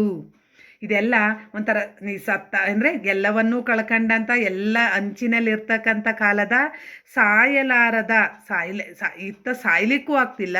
ಇಲ್ಲಿ ನೋಡಿ ಹೀಗಂತ ಪ್ರೇತ ಸಂಪತ್ತು, ಭೂತದ ಒಂದು ಸಂಪತ್ತಿದ್ದಾಗೆ ಕಾಡು ಇದೆ ಕಡಿ. ಅದರಲ್ಲಿ ಯಾವ ಈಗ ಜೀವಂತಿಕೆ ಇಲ್ಲ, ಚೈತನ್ಯ ಇಲ್ಲ. ಹಾಗೆ ಎಲ್ಲವನ್ನು ಕಡಿದು ನೀನು ಇದು ಮಾಡಿದೀಯಾ, ಅದು ಹಾಗಿದೆ. ಅದರಲ್ಲಿ ಯಾವುದೋ ಒಂದು ಕಳೆ ಇದು ಇಲ್ಲ. ಅದನ್ನು ಕೂಡ ಕಡಿ. ನಿನಗೆ ಹೇಗೆ ಬೇಕು ಕಡಿ. ಮರ ಬೇಕಾ, ಅದು ಏನು, ಅದು ಮರದಿಂದ ಏನೇನು ಉಪಯೋಗ ನೀನು ಎಲ್ಲೆಲ್ಲಿ ಮಾಡ್ಕೋಬೋದು ಅದನ್ನೆಲ್ಲ ಮಾಡ್ಕ. ಸಿಗಿ ಅದನ್ನು ಕಟ್ಟು, ತೋರಣ ಕಟ್ಟು, ಮನೆಗೆ ಬಳಸು, ಬೇರೆ ಬೇರೆ ಏನೇನಕ್ಕೆ ಬೇಕು ಅದನ್ನು ಬಳಸು. ನಿನ್ನ ಕೈಲಿ ಕೊಡಿ, ಅದನ್ನು ಕಟ್ ಮಾಡಲಿಕ್ಕೆ ಕೊಡಲಿ ಇದೆ, ಮಚ್ಚಿದೆ, ಗರ್ಗಸ ಇದೆ, ಕತ್ತಿ ಇದೆ. ಎತ್ತೆತ್ತಿ ಅದನ್ನು ಹೇಗೆ ಹೇಗೆ ಎಲ್ಲೆಲ್ಲಿ ಯಾವ್ಯಾವುದಕ್ಕೆ ನೀನು ಅದನ್ನು ನಿನ್ನ ದುರಾಸೆಗೆ ಅದನ್ನು ಬಳಸ್ಕೋಬೋದು, ಅಲ್ಲೆಲ್ಲ ನೀನು ಬಳಸ್ಕ. ಆಡಿಸು. ಕತ್ತಿ, ಗರಗಸ, ಮಚ್ಚುವರೆಗೆ ಎಲ್ಲೆಲ್ಲಿ ಸಾಧ್ಯವೋ ಅಲ್ಲೆಲ್ಲ ಆಡಿಸು. ಕೊಂಬೆ ಕೊಂಬೆ ಕೊಂಬೆ ಎಲ್ಲನ ಆಡಿಸು. ಅದೇ ರೀತಿ ಮರನಲ್ಲ, ಪ್ರಕೃತಿಯನ್ನು, ಬೆಟ್ಟ ಗುಡ್ಡ ಪ್ರತಿಯೊಂದನ್ನು, ಇವತ್ತು ಆಕಾಶನ್ನು ಇದನ್ನು ಬಿಟ್ಟಿಲ್ಲ ನಾವು. ಚಂದ್ರಲೋಕ, ಮಂಗಳ ಗ್ರಹ ಎಲ್ಲ ಕಡೆಗೂ ನಾವು ಹೋಗ್ತಾ ಇದ್ದೀವಿ. ಅಲ್ಲೂ ಕೂಡ ಈ ಮನುಷ್ಯನ ಒಂದು ಕೈವಾಡವನ್ನು ತೋರಿಸ್ತಿದ್ದಾನೆ. ಹಾಗೇನೆ ಮಾಗಿಯಲ್ಲಿ ಸುತ್ತಲೂ ಮಬ್ಬು ಕವಿದಾಗ, ಮೋರೆಯ ಮಧ್ಯೆ ಒಂದೆರಡು ಗೆರೆ ಮಂಜುಗೋಡೆ ನೆಗೆದೆದ್ದಾಗ. ಅಂದರೆ ಚಳಿಗಾಲದಲ್ಲಿ ಸುತ್ತ ಹಿಮ ಬಿದ್ದು ಕವಿದಾಗ ಕೂಡ ಮೋರೆಯ ಮಧ್ಯೆ ಒಂದೆರಡು ಗೆರೆ ಮಂಜುಗೋಡೆ, ಆ ಮಂಜಿನ ಗೋಡೆ ಬಂದು ಆ ಕಡೆ ಈ ಕಡೆ ಆಗ ಕಾಣಿಸಲ್ಲ ಜಾಗ ಏನು ಕೂಡ. ಆಗ ಕೂಡ ದಾರಿ ಕಣ್ಣೆದೆರು ಕವಲೊಡೆದು ನಿಡಿಸುವಿದಾಗ, ಆ ಕವಲು ಎಲ್ಲ ಆ ದಾರಿನೋ ಈ ದಾರಿನೋ ಅಂತೇಳಿ ಅಲ್ಲಿ ನಿಡಿಸುವುದಾದಂಥ ನಿಟ್ಟಾದ ಉಸಿರನ್ನು ಬಿಟ್ಟಂಥ ಸಂದರ್ಭದಲ್ಲಿ ಎರಡು ಗಿರಿ ಶಿಖರ ತಲೆ ಎತ್ತಿ ಮಾರ್ಮೆಲೆಗೆದಾಗ, ಎರಡು ಬೆಟ್ಟ ಗುಡ್ಡಗಳು ಅಲ್ಲಿ ಮೇಲೆತ್ತಿ ಆ ಮಾರ್ಮಲೆಯನ್ನು ಅಂದರೆ ಆ ಮೇಲೆ ಅಹಂಕಾರದಿಂದ ಇದರಿಂದ ಸೊಕ್ಕಿನಿಂದ ಮೇಕೆ ಎದ್ದಂಥ ಸಂದರ್ಭದಲ್ಲಿ ಮರದ ಮೇಲೆ ಮೋಹಿನಿ ಕಣ್ಣು ಹೊಡೆದಾಗ, ಆ ಮರದ ಮೇಲೂ ಕೂಡ ಎಲ್ಲ ಈ ಚಿಗುರು ಇದು ಎಲ್ಲ ಬಂದು ಇದನ್ನು ರೂಪವನ್ನು ಆಕರ್ಷಣೆ ಮಾಡಿದಂಥ ಸಮಯದಲ್ಲಿ ಕೂಡ ಚಿಂತೆನಾ ನಿಂಗೆ? ಇಲ್ಲ ಧರ್ಮ ಸಂಕಟ ಮಾಡೋದು ಬೇಡಬೋ, ಹೀಗೆ ಮಾಡಿದ್ರೇನೋ ಅಕ್ಕಿ ಮೇಲೂ ಆಸೆ, ಅಕ್ಕನ ಮೇಲೂ ಇದು ನೆಂಟರ ಮೇಲೂ ಪ್ರೀತಿ ಅಂತ ಹೇಳಿದಾಗೆ ತೆಗೆ. ನೀನು ಯಾಕೆ ಹೀಗೆ ಯೋಚನೆ ಮಾಡ್ತಿದೀಯ? ಬಿಡು. ನೀನು ಸರಳ, ನೀನು ತುಂಬ ಸಾಮಾನ್ಯ ಮನುಷ್ಯ. ನೀನು ಆಡಂಬರಕ್ಕೆ ಇದಕ್ಕೆ ನೀನು ಹೆಚ್ಚು ಆದ್ಯತೆಯನ್ನು ಕೊಡಲ್ಲ. ಅದೇ ನಿನ್ನ ಹೆಗ್ಗಳಿಕೆ. ಕಣ್ಣು ಪಟ್ಟಿಯ ಕುದುರೆ ನೋಟ ನಿನ್ನಗ್ಗಳಿಕೆ. ಕುದುರೆಗೆ ಕಣ್ಪಟ್ಟಿಯನ್ನು ಕಟ್ಟಿ ಬಿಟ್ಟರೆ ಅದು ಯಾವ ದಾರಿಲಿ ಬೇಕಾದರೂ ಹೋಗುತ್ತೆ.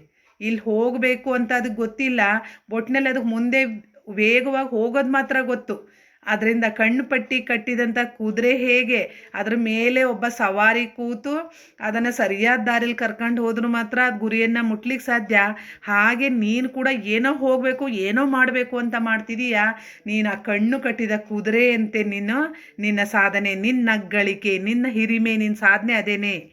ಕೈಗೆ ಏನೇ ಸಿಕ್ಕಿದರೂ ತಿನ್ನು. ಏನು ಸಿಕ್ಕಿದ್ರು ಅದೇನು ಸಿಕ್ತು ಅದನ್ನೆಲ್ಲ ಬಿಡಬೇಡ, ತಿನ್ನು ನೀನು. ಕಣ್ಣಿಗೇನೇ ಬಿದ್ದರೂ ಅದ ಹಿಡಿದು ಹಿಂಡು. ಮನುಷ್ಯ ಅದಕ್ಕೆ ಹೇಳ್ತಾರೆ, ಮನುಷ್ಯ ನಡೆದಂಥ ದಾರಿಯಲ್ಲಿ ಹುಲ್ಲು ಕೂಡ ಹುಟ್ಟಲ್ಲ ಅಂತ. ತುಂಬ ಜನ ನಡೆದಂಥ ದಾರಿನ ಗಮನಿಸಿ ಮಕ್ಕಳೇ, ಅಲ್ಲಿ ಹುಲ್ಲೆಲ್ಲ ಬತ್ತಿ ಹೋಗಿರುತ್ತೆ. ಅಂದರೆ ಮನುಷ್ಯ ಅಷ್ಟು ದುಷ್ಟ ಪ್ರಾಣಿ ಅಂತ. ಇಲ್ಲಿ ಕೂಡ ನಿನ್ನ ಕಣ್ಣಿಗೆ ಏನೇ ಬಿದ್ದರೂ ಅದನ್ನು ಬಿಡಬೇಡ, ಹಿಡಿದು ಹಿಂಡು ತಿನ್ನು. ತಿನ್ನೋಕ್ಕಾಯ್ತಾ ತಿನ್ನು, ಇಲ್ಲ ನಿನ್ನ ಬೇರೆ ಆಸೆಗೆ ಬಳಸ್ಕೊಳಕ್ಕಾಗುತ್ತಾ ಅಲ್ಲಿ ಬಳಸ್ಕ. ಕಾಲಿಗೆ ಏನೇ ತೊಡೆದಿರೋ ಅದ ಹಿಡಿದು ಕತ್ತರಿಸು. ಕಾಲಿಗೆ ಏನು ಸಿಕ್ಕಿರೋ ಅದನ್ನು ಬಿಡಬೇಡ, ಕತ್ತರಿಸಿ ಅದನ್ನು ದೂರ ಸರಿಸು. ಏಕೆಂದರೆ ಪ್ರತಿಯೊಂದು ಕೂಡ ನಿನಗಾಗಿ ಅಂತ ಪ್ರಪಂಚ ಇರೋದು ಅಂತ ನಿನ್ನ ಭಾವನೆ. ಅದರಿಂದ ಈ ಪ್ರಕೃತಿನ ಎಲ್ಲ ನಿರ್ನಾಮ ಮಾಡಿ ನಿನಗೆ ಹೇಗೆ ಬೇಕೋ ಹಾಗೆ ನೀನು ಅದನ್ನು ಬಳಸ್ಕೊತಾ ಹೋಗು. ಈ ಅಬಲೆ ಅಂದರೆ ಇಲ್ಲಿ ಭೂಮಿ ತಾಯಿ ನಮ್ಮನ್ನ ಸಾಕಿ ಸಲ್ಲುತಕ್ಕಂಥ ನಮ್ಮನ್ನೆಲ್ಲ ಇಷ್ಟೂ ಕೋಟಿ ಜನನ ಹೊತ್ತಿರ್ತಕ್ಕಂಥ ತಾಯಿ ಅಬಲೆ. ಅವಳು ಕೈಲಾಗದೇ ಶಕ್ತಿ ಇಲ್ದೇ ಅವಳು ಪೃಥ್ವಿ ತಾಯಿ ಮಲಗಿದ್ದಾಳೆ. ಅವಳು ಸುಸ್ತಾಗಿ ಇಲ್ಲಿ ಮಲಗಿದ್ದಾಳೆ. ನಿನ್ನ ಆರ್ಭಟ, ನಿನ್ನ ಒಂದು ಸ್ವಾರ್ಥ, ದುರಾಸೆ, ಪ್ರಕೃತಿ ನಮ್ಮ ಆಸೆನೆಲ್ಲ ಪೂರೈಸ್ತಕ್ಕಂಥ ಶಕ್ತಿ ಇದೆ ಹೊರತು ದುರಾಸೆನ ಪೂರೈಸ್ತಕ್ಕಂಥ ಶಕ್ತಿ ಅದಕ್ಕಿಲ್ಲ. ಅದರಿಂದ ನಿನ್ನ ಈ ಹುಚ್ಚುತನಕ್ಕೆ ಅವಳು ಸುಸ್ತಾಗಿ ಮಲಗಿದ್ದಾಳೆ. ಇಲ್ಲಿ ಅವಳನ್ನೊಬ್ಬ ತಾಯಿಯಾಗಿ ನೋಡಿದರೆ, ಮಕ್ಕಳನ್ನು ಸಾಕಬೇಕಾದ್ರೆ ತಾಯಿ ಮುಂದೆ ನನಗೆ ಒಳ್ಳೇದು ಆಗ್ತಾರೆ, ನನ್ನ ಮಕ್ಕಳು ಒಳ್ಳೆಯರಾಗಿ ಪ್ರಪಂಚದಲ್ಲಿ ಆದರ್ಶ ವ್ಯಕ್ತಿಗಳಾಗಿ ಬದುಕ್ತಾರೆ ಅಂತ ಪ್ರತಿ ತಾಯಿ ಕೂಡ ತನ್ನ ಮಗುಗೆ ಜನ್ಮ ನೀಡ್ತಾಳೆ. ಆದರೆ ಆ ಮಗು ಹಾದಿ ತಪ್ಪಿದಾಗ ತನ್ನ ಕೈಲಿ ಆ ಮಗುನ ಸರಿದಾರಿಲಿ ತರಲಿಕ್ಕಾಗಲ್ಲ ಅಂದಾಗ ಅವಳು ಹೇಗೆ ಅಸಹಾಯಕಳಾಗಿ ಮಲಗ್ತಾಳೆ, ಕೂರ್ತಾಳೋ, ಆ ರೀತಿ ಭೂಮಿ ತಾಯಿ ಕೂಡ ತನ್ನ ಮಗನಿಂದಲೇ ಈ ರೀತಿ ಆ ಒಂದು ಪ್ರಕೃತಿ ನಾಶಕ್ಕೆ ಒಳಗಾಗಿ ಅವನ ದುರಾಸೆಗೆ, ಸಂಚಿಗೆ, ಸ್ವಾರ್ಥಕ್ಕೆ ಬಲಿಯಾಗಿ ಸುಸ್ತಾಗಿ ಮಲಗಿದಾಳೆ. ಮುಗಿಲ ಕಡೆ ಅವಳು ಒಂದು ಆ ದೃಷ್ಟಿಯನ್ನು ಏನನ್ನೂ ಒಂಥರ ಇದರ ದೃಷ್ಟಿಯನ್ನು ಬೀರ್ತಾ ಕಣ್ಣನ್ನೆತ್ತಿದ್ದಾಳೆ. ಅವಳ ಅಂಗಾಂಗದಲ್ಲಿ ಏನು ಶಕ್ತಿ ಇಲ್ಲ, ನಿಸ್ತೇಜವಾಗಿ ಅಲ್ಲಿ ಕಣ್ಣನ್ನು ಬಿಡ್ತಾ ಇದ್ದಾಳವಳು. ಆದ್ರೆ ನೀನು ಬಿಡಬೇಡ, ಒಂದಿಷ್ಟು ರಕ್ತ ಜಿನುಗುವ ತನಕ ಅದ ಕಚ್ಚಿ ಹೀರು. ಒಂದಿಷ್ಟು ಏನಾದರೂ ಸಿಕ್ಕುತ್ತೆ ಅಂದ್ರೆ ಅಲ್ಲೂ ಬಿಡಬೇಡ. ಅವ್ನು ಸಾಯ್ತಾ ಇದ್ದಾನೆ, ಉದಾಹರಣೆಗೆ ಏನೋ ಅದರಲ್ಲಿ ಕೊನೆ ಆಗ್ತಿದೆ ಅಂದರೆ ಅದರಲ್ಲಿ ಏನೋ ಸಹಾಯವನ್ನು ಪಡೆಯೋದು, ಅದು ನಿನಗೇನು ಬೇಕೋ ಅದನ್ನು ಪಡ್ಕೊಳ್ಳೋದು. ಈಗ ಉದಾಹರಣೆ, ನಾವು ಹೇಗೆ ಪ್ರಾಣಿ ಪಕ್ಷಿಗಳೆಲ್ಲ ನಮ್ಮ ಸ್ವಾರ್ಥಕ್ಕಾಗಿ ಆನೆ ದಂತ ತಗೊಳ್ಳೋದು, ಆ ಹುಲಿ ಚರ್ಮ ತಗೊಳ್ಳೋದು, ಇದನ್ನೆಲ್ಲ ಹೇಗೆ ಸ್ವಾರ್ಥದಿಂದ ಮಾಡ್ತೀವೋ ಹಾಗೆ ಅದನ್ನು ನೀನು ಈ ಒಂದಿಷ್ಟು ರಕ್ತ ಒಂಚೂರು ಸಿಕ್ಕಿದ್ರು ಬಿಡಬೇಡ ಅದನ್ನು. ನಿನಗೆ ಸ್ವಾರ್ಥಕ್ಕೆ ಈಗ ಬೋರ್ವೆಲ್ಗಳು ಕೊರ್ಸೋದಿರ್ಬೋದು, ನೀನು ಸ್ವಾರ್ಥಕ್ಕಾಗಿ ಇಡೀ ಭೂಮಿಯನ್ನು ತೂತವನ್ನು ಮಾಡ್ತಾ ಇದೀಯಾ. ಆದರೆ ಅದರಿಂದ ಭೂಮಿ ತಾಯಿ ಏನಾಗುತ್ತೆ, ಅದರ ಪರಿಣಾಮ ಮುಂದೆ ನಿನ್ನ ಒಂದು ಜನಾಂಗ, ನಿನ್ನ ಕುಲ ಏನನ್ನು ಅನುಭವಿಸುತ್ತೆ, ಯಾವ ಯೋಚನೆ ಪರಿವೇ ನಿನಗಿಲ್ಲ. ಹಾಗೆ ಇಲ್ಲಿ ಕವಿ ಇಲ್ಲಿ ಹೇಳ್ತಾ ಹೋಗ್ತಾರೆ ನೋಡಿ, ಅವಳ ಅಂಗಾಂಗದಲ್ಲಿ ಒಂದಿಷ್ಟು ರಕ್ತ ಜಿನುಗುವ ತನಕ ಅದ ಕಚ್ಚಿ ಹೀರು.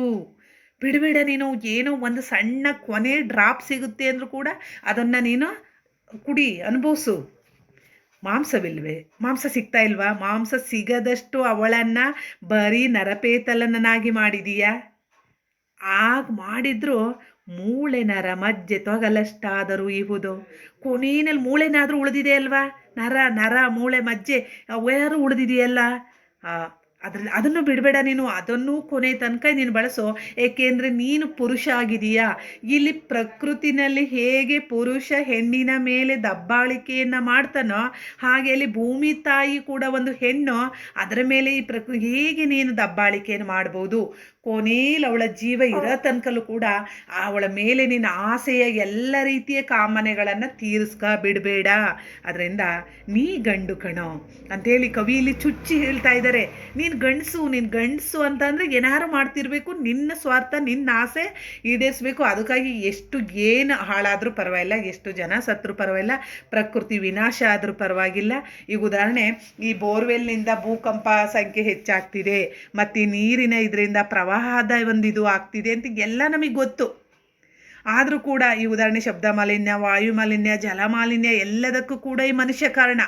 ಆದರೂ ಕೂಡ ಆ ಯಾವ ಕೆಟ್ಟ ಕೆಲಸಗಳನ್ನು ನಾವು ಬಿಟ್ಟಿಲ್ಲ, ಎಲ್ಲವನ್ನು ಅದೇ ರೀತಿ ಮಾಡ್ತಾ ಇದ್ದೀವಿ. ಅದಕ್ಕೆ ಕವಿಯಲ್ಲಿ ಎಷ್ಟು ವಿಡಂಬನೆಯ ಮೂಲಕ ಆಧುನಿಕ ಸಾಧನೆಯ ಒಂದು ಏನೋ ಮಾಡಬೇಕು ಅಂತ ಹೋದ ತನಕ ಮನುಷ್ಯನನ್ನೇ ಇದನ್ನು ಹೇಳ್ತಾ ಇದ್ದಾರೆ. ಅಲ್ಲಿ ಇಹುದು ಜೀವದ ಬಾವಿ ಕಟ್ಟು ಯಾತಕ್ಕಾದರೆ ಏನಂತೆ, ಅದು ಮೊಗೆ ನೀರ. ಅಲ್ಲಿ ಒಂದು ಜೀವದ ಬಾವಿ, ಜೀವವನ್ನು ತಣಿಸ್ಲಿಕ್ಕೆ ಕುಡಿಲಿಕ್ಕೆ ನೀರಿಲ್ಲ ಅಂದರೆ ನಾವು ಒಂದು ದಿನ ಹೆಚ್ಚು ಬದುಕಲಿಕ್ಕೆ ಸಾಧ್ಯ, ಆನಂತರ ಕಷ್ಟ ಆಗುತ್ತೆ, ಜೀವನೇ ಹೋಗುತ್ತೆ. ಪ್ರಾಣಿ ಪಕ್ಷಿ ಗಿಡ ಮರಗಳಿಗೆಲ್ಲದಕ್ಕೂ ನೀರು ಬೇಕು.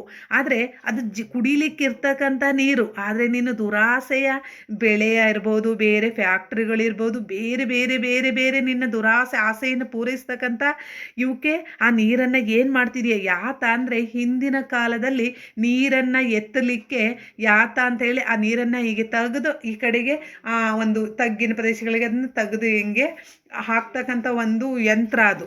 ಆ ರೀತಿ ಹಾಗೆ ನೀನು ಹಾಗೆ ಮಾಡು.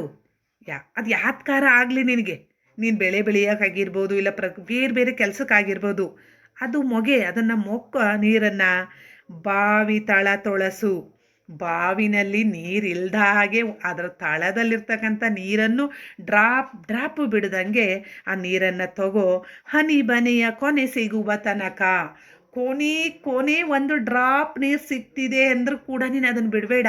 ಹಾಗೆ ನೀರನ್ನು ತಗೊಂಡು ಅಂದರೆ ನೀರನ್ನು ಇಲ್ಲದಾಗ ಮಾಡು. ಕೊನೆಗೆ ಬಡಪಾಯಿ ಮನುಷ್ಯರು, ಪ್ರಾಣಿ ಪಕ್ಷಿಗಳು ನೀರಿಲ್ಲದೆ ಸಾಯ್ಲಿ, ಆ ಯೋಚನೆ ನಿಂಗೆ ಬೇಡ. ನೀನು ಏನಾದರೂ ಮಾಡ್ತಾ ಇರ್ತಮ್ಮ, ಬಿಡಬೇಡ ನೀನು. ಹೀಗೆ ನೀನು ಮಾಡ್ತಾ ಇರು. ಪಾತಾಳ ಗರುಡಿ ಇಳಿದಿಳಿದು. ಇಲ್ಲಿ ಪಾತಾಳ ಗರಳಿ ಅಂದರೆ ತುಂಬ ನೀರಿಗೇನಾದ್ರು ಬಿದ್ದಂಥ ಸಂದರ್ಭದಲ್ಲಿ ಆ ವಸ್ತುವನ್ನು ಹುಡುಕ್ಲಿಕ್ಕೆ ಬಳಸ್ತಕ್ಕಂತಹ 3-4 ಚೂಪಾದ ಕೊಕ್ಕೆಗಳಿಗಂತ ಒಂದು ಲೋಹದ ಸಾಧನ. ಉದಾಹರಣೆ, ಹಿಂದಿನ ಕಾಲದಲ್ಲಿ ಬಾವಿನಲ್ಲಿ ಸೇದಬೇಕಾದ್ರೆ ಒಂದು ಕೊಡ ಏನಾದರೂ ನೀರಿಗೆ ಬಿದ್ದರೆ, ಏನಾದ್ರು ಬೆಲೆ ಬಾಳೋ ವಸ್ತು ನೀರಿಗೆ ಬಿದ್ದರೆ ಅದನ್ನು ಹುಡುಕ್ಲಿಕ್ಕೆ ಬಳಸ್ತಿದ್ದಂಥ ಒಂದು ವಸ್ತುವನ್ನು ನಾವು ಪಾತಾಳ ಗರಡಿ ಅಂತೀವಿ.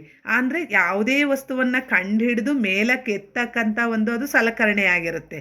ಅಂದರೆ ಇಲ್ಲಿ ಕವಿಲಿ ಹೇಳ್ತಿರೋದು, ಇಲ್ಲಿ ಜೀವಂತವಾಗಿರ್ತಕ್ಕಂಥ ಸುಂದರವಾಗಿಂತ ಎಲ್ಲ ನಾಶ ಮಾಡ್ತಕ್ಕಂಥ ಮನುಷ್ಯನ ಕುಚೇಷ್ಟೆಯನ್ನು ಧ್ವನಿರೂಪಕವಾಗಿ ಇಲ್ಲಿ ಹೇಳ್ತಿದ್ದಾರೆ. ಆ ಪಾತಾಳ ಗರುಡಿ ಹೇಗೆ ಕೆಳಗಡೆ ಇರ್ತಕ್ಕಂಥದ್ದು ಎಲ್ಲವನ್ನು ಸಂಶೋಧಿಸಿ ತಗೊಬರ್ತಕ್ಕಂಥ ಶಕ್ತಿ ಅದಕ್ಕಿದೆಯೋ, ಅದನ್ನು ಕಂಡು ಹಿಡಿದಿದೆ ಏನಕ್ಕೆ ಅಂದರೆ, ಏನಾದ್ರು ಬೆಲೆಬಾಳ ವಸ್ತು ಕೊಡನೋ ಏನೋ ಬಾವಿಗೆ ಬಿದ್ದಂಥ ಸಂದರ್ಭದಲ್ಲಿ ಅದನ್ನು ತೆಗಿಲಿಕ್ಕೆ, ಉದಾಹರಣೆ ಎಲ್ಲೋ ಯಾರೋ ಒಬ್ಬರು ಸತ್ತು ಹೋಗ್ತಾರೆ, ಅದನ್ನು ಈಗ ಬಳಸ್ತಿದ್ರು.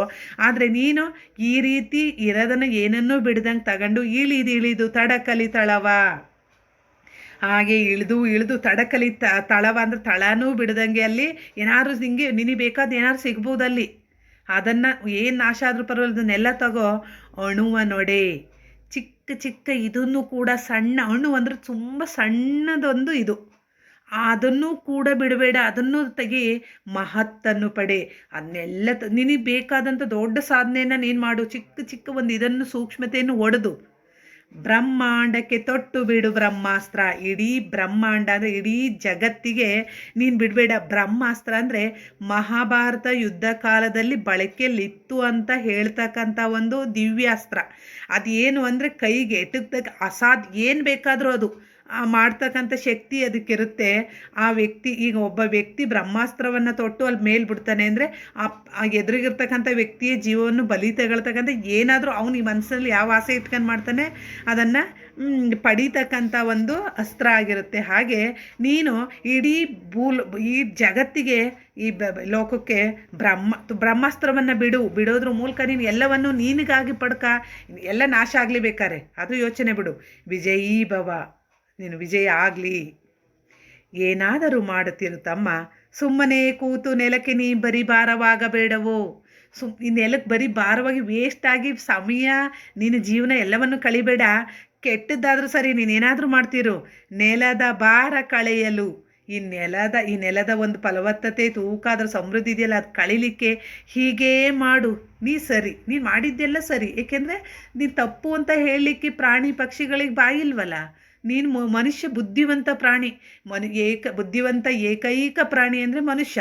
ಅದನ್ನು ನೀನು ಮಾಡಿದ್ದೆಲ್ಲ ಸರಿ, ಸಹಜ.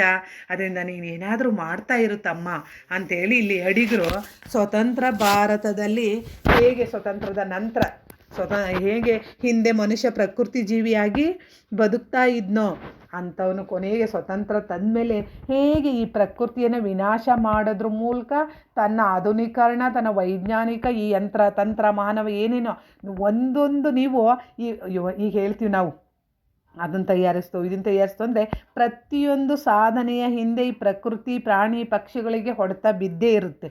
ಹಾಗೆ ಹೀಗೆ ಮಾಡ್ತಾ ಇರ್ತಮ್ಮ ಅಂಥೇಳಿ ಅವನನ್ನು ವಿರುದ್ಧವಾಗಿ ಟೀಕಿಸೋದ್ರ ಮೂಲಕ ಕವಿ ಪದ್ಯವನ್ನು ಹೇಳ್ತಾರೆ. ಮಕ್ಕಳೇ, ಇದನ್ನು ಪದ್ಯ ಭಾಗವನ್ನು ಇಟ್ಟು ಇದರ ಅರ್ಥವನ್ನು ಕೇಳಿ ಆನಂತರ ಇದರ ಸಾರಾಂಶವನ್ನು ಬರೆಯಿರಿ. ಧನ್ಯವಾದಗಳು.